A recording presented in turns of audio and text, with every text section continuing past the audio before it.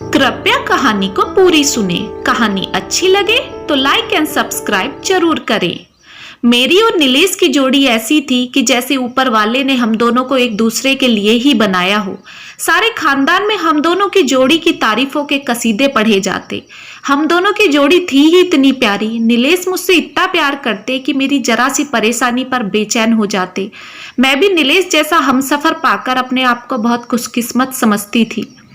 College में पहली नजर का प्यार और फिर शादी। हमारी लव मैरिज में किसी तरह की कोई रुकावटें नहीं आई। हमारे मम्मी पापा बहुत आसानी से हमारी शादी को मान गए।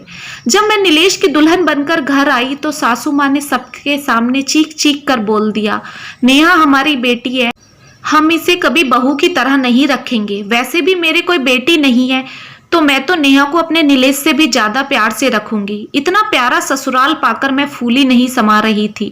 मेरी बड़ी दीदी को शादी के 8 साल बाद तक भी कोई बच्चा नहीं था, इसलिए मुझे मम्मी और दीदी ने बाकायदा बोला था कि मैं बच्चे के लिए किसी भी तरह की रोकथाम ना रखूं, जब बच्चा हो जाने दूं।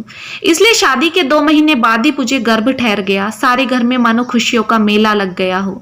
सासू माँ ने मुझे पलंग से पैर जमीन पर रखने नहीं दिए और नीलेश ने सारा घर मानो फल मंडी बना दिया हो। नीलेश ने हमारे बेडरूम में बहुत प्यारे प्यारे बच्चों की तस्वीर लगा दी, लेकिन मैंने नोटिस किया सब बच्चे लड़के थे, एक भी लड़की की तस्वीर उन्होंने हमारे कमरे में नहीं लगाई।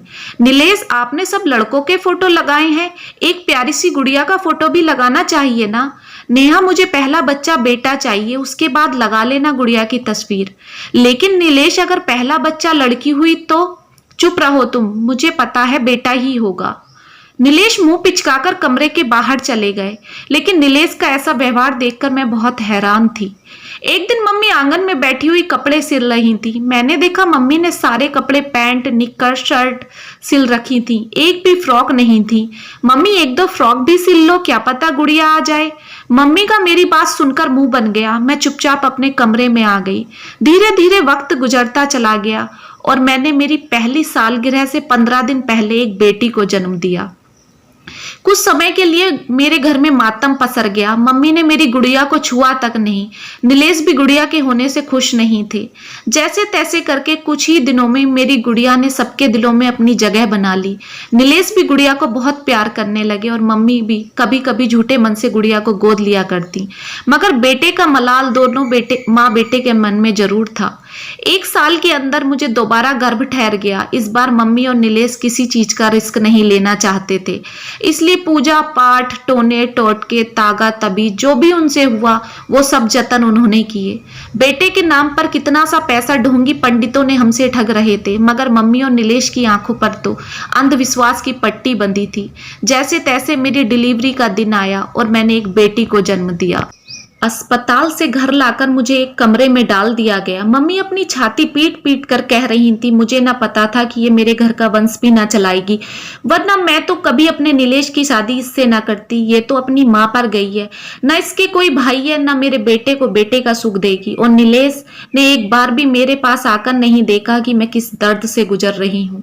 ये वही माँ बेटा हैं जिन्होंने मुझे अपने सर का ताज बनाया था और आज पैर से कुचल दिया।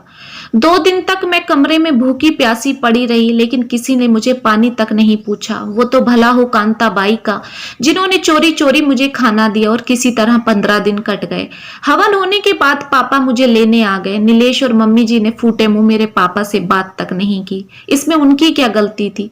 मैं पापा के साथ अपने दोनों बच्चों को लेकर अपने घर आ गई, लेकिन गाड़ी से उतरने से पहले मैंने मम्मी पापा से एक वादा लिया कि वे कभी भी मेरे पर वापस जाने का दबाव नहीं बनाएंगे।